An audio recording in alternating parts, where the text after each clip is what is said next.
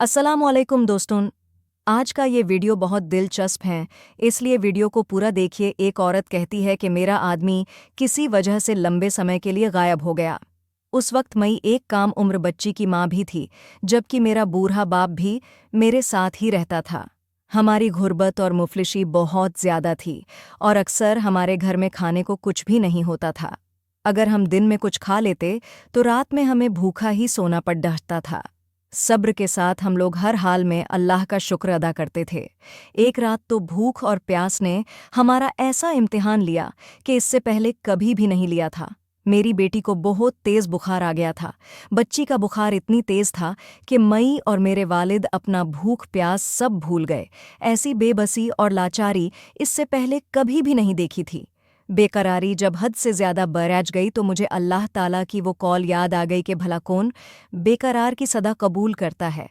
जब वो उससे दुआ करता है तो कौन उसकी दुआ कबूल करता है। जी हाँ, कौन है जो भूख बीमारी दुख तकलीफ परेशानी मुसीबत को दूर करता है।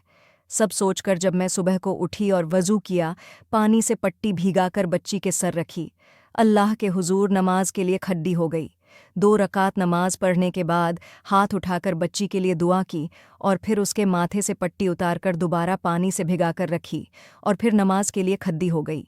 नमाज के बाद एक बार फिर बारगाहे इलाही में हाथ उठाए, दुआ के बाद फिर से पानी की पट्टी बदली और दोबारा नमाज के लिए खड्डी हो गई। ये अमल मैंने कई बार दोहराया। जब मैं ये सब बार बार दोहरा रही थी तो उसी वक्त किसी ने दरवाज़ा खटखटाया।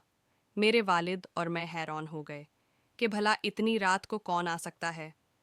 मेरे वालिद ने पूछा कि दरवाजे पर कौन है, तो बाहर से जवाब आया कि मैं डॉक्टर हूँ। ये सुनकर मैं और मेरे वालिद एक दूसरे को हैरान होकर देख रहे थे और सोच रहे थे कि भला इसको किसने बुला लिया। फिर मेरे वालिद ने जाकर दरवाज़ा खोला। डॉक्टर ने आते ही पूछा कि मरीज़ किधर है।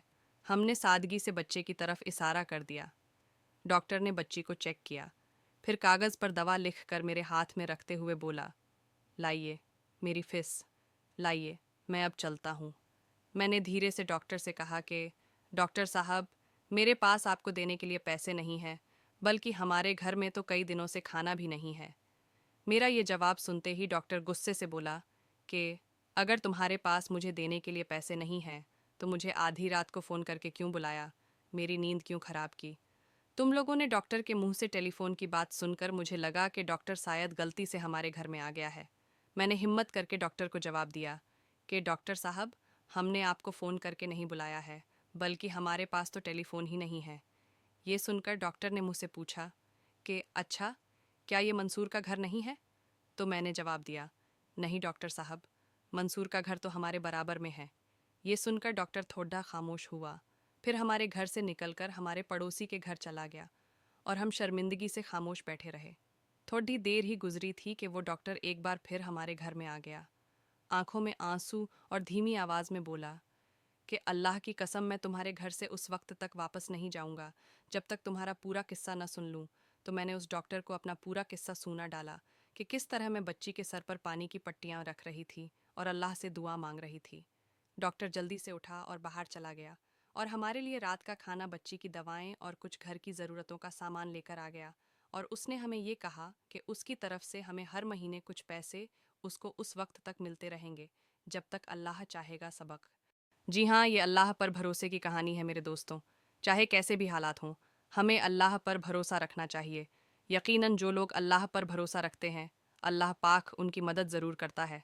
अल्लाह हम सब को समझने और हर हाल में अल्लाह पर भरोसा रखने की तौफीक अता फरमाए, आमीन।